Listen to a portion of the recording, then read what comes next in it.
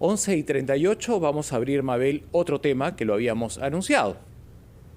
Así es, ¿cuáles son los retos de la educación en nuestro país? Ya habíamos visto lo que pasa en un lugar tan alejado como en Pasco. Judith Llana nos había llevado hasta el lugar y nos había contado cómo estos 10 alumnos con mucha alegría retornaban a la semipresencialidad. También hemos dicho que el primer ministro no tiene la vuelta a clases como prioridad en su agenda, pero hay un colectivo que se llama Retorno Seguro, que es apoyado por muchos padres de familia y también por maestros, que están viendo cuál podría ser la solución, ¿no? Es decir, cuál sería el plan adecuado. Si hay un plan para que puedas ingresar a centros comerciales, a casinos o a otros espacios, ¿por qué no entonces ingresar a las escuelas?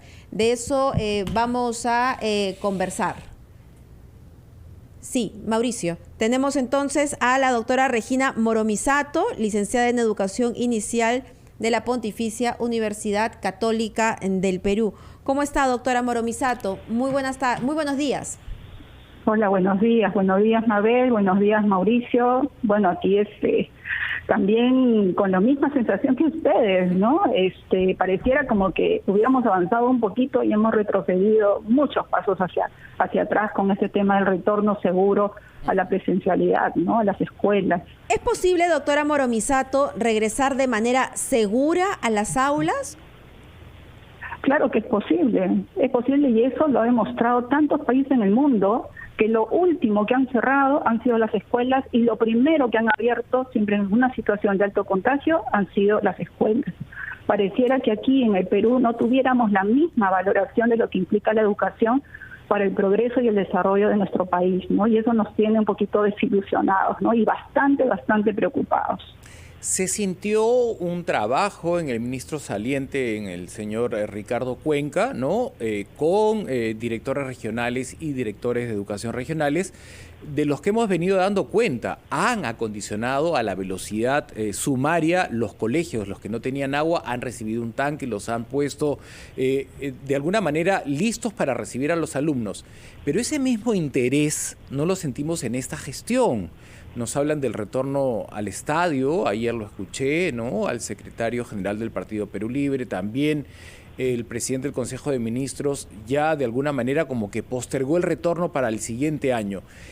¿Es posible replantear eso en la agenda del Ejecutivo? O sea, tomar conciencia que no solamente es el regreso para conocimiento, sino tenemos niños huérfanos, ¿no? Por la pandemia, lesiones emocionales, ¿no? Que se pueden ir curando progresivamente en un aula, presencialmente, no con más encierro.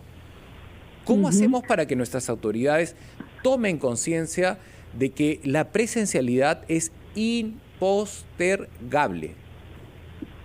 Tú lo has dicho, Mauricio, o sea, primero hay una gran movilización de padres. Hoy, luego de esta encuesta justamente movilizada por los padres de familia, sabemos que 7 de cada 10 padres ya considera que sus niños, sus hijos, deben estar en la presencialidad. Creo que también hay un dato, te voy a hablar dos cosas importantes. Uno es, miren, ya antes de la pandemia, en el 2019, solo 4 de cada 10 niños al segundo grado comprendían lo que leía. Y solo 2 de cada 10 niños del segundo grado hacía operaciones matemáticas básicas. ¿Te imaginas qué es lo que está sucediendo ahora?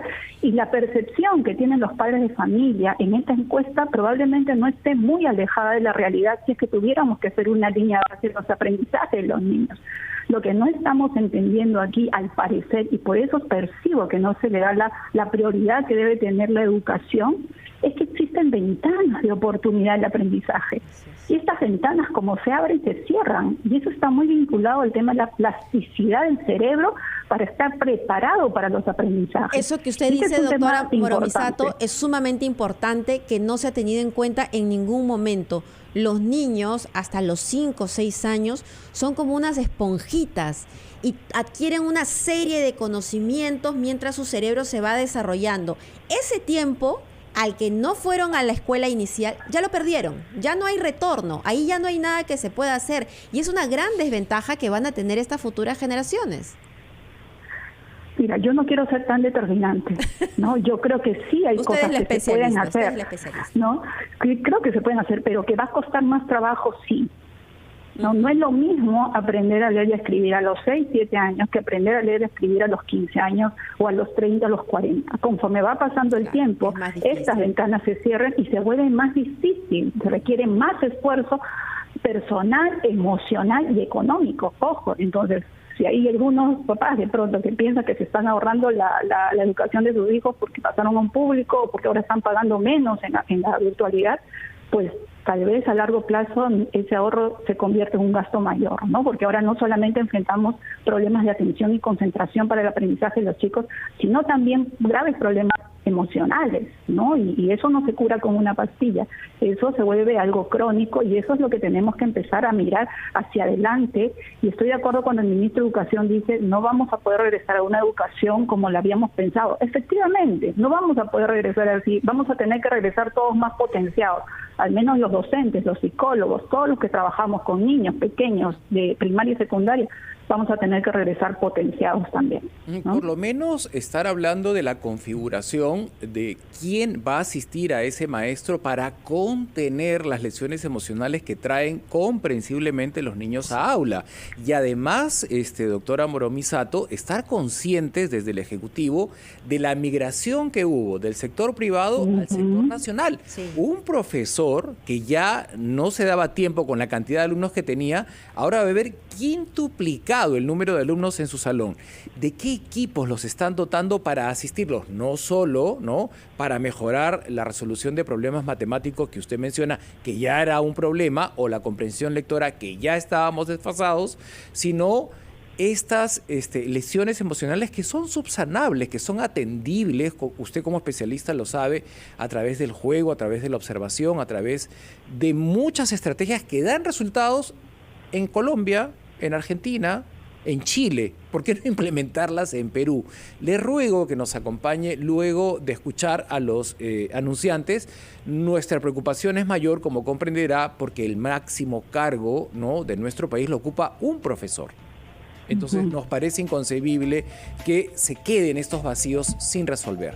Le ruego que hagamos uso de nuestra paciencia para inmediatamente después de este receso volver con su respuesta. Los que han migrado del privado al público, sino en nuevas experiencias que hay que sanar a nivel emocional. Buena pregunta, Mauricio, ¿no? Parte justamente de este retorno seguro que veníamos conversando ya con el Ministerio de Educación era prever todo eso, porque retornar no significa simplemente abro la escuela y todos entran otra vez, sino significa tener un plan lógico, coherente, teniendo en cuenta toda esta problemática que tú claramente junto con Abel están enumerando, ¿no? El tema, ¿existen los profesores? Sí, existen los maestros, pero ahora, ¿se va a poder atender toda esta migración del público del privado al público? Esa era la gran pregunta que nosotros le teníamos también al Ministerio de Educación. Y va a exigir cambios de hábitos, ¿no? No solamente dentro del colegio, sino también inclusive en casa, así estemos todos vacunados. Si yo tengo adultos mayores, bueno, pues tendré que sacrificar el contacto de los nietos con los abuelos, pero es un sacrificio que vale realmente la pena. Claro, ahora con el tema de la vacunación y lo que se ha ido adelantando, digamos, había una gran puerta de esperanza, ¿no? Con este tema de no sacrificar, porque lo que hemos hecho con esta pandemia ha sido sacrificar a los niños. Así y es. Sacrificar sin ningún fundamento científico. Así es. ¿No? Una de las cosas, bueno, creo que después se ha descartado, fue una declaración del ministro que decía los niños transmiten el virus y eso no es totalmente cierto, ¿verdad? El virus tiene un comportamiento totalmente distinto, aún los científicos no saben por qué se comporta de esa manera en diferentes etapas o grupos de edad, pero lo importante, como dicen ellos, es saber cómo se comporta para nosotros poder actuar sobre ello. Existía un plan al inicio con el anterior ministro que hablaba del tema de priorizar el retorno para aquellos grupos de edad que más necesitaban. Y la priorización estaba en los niños de inicial, primer y segundo grado, justamente por las ventanas de oportunidad de aprendizaje, y luego los grados de transición. ¿Qué pasó con ese plan? No lo sabemos.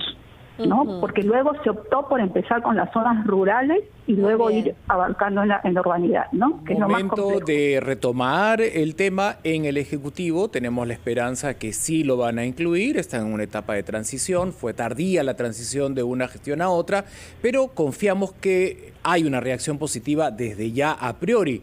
Insisto, se trata de un profesor quien ostenta el máximo cargo en nuestro país.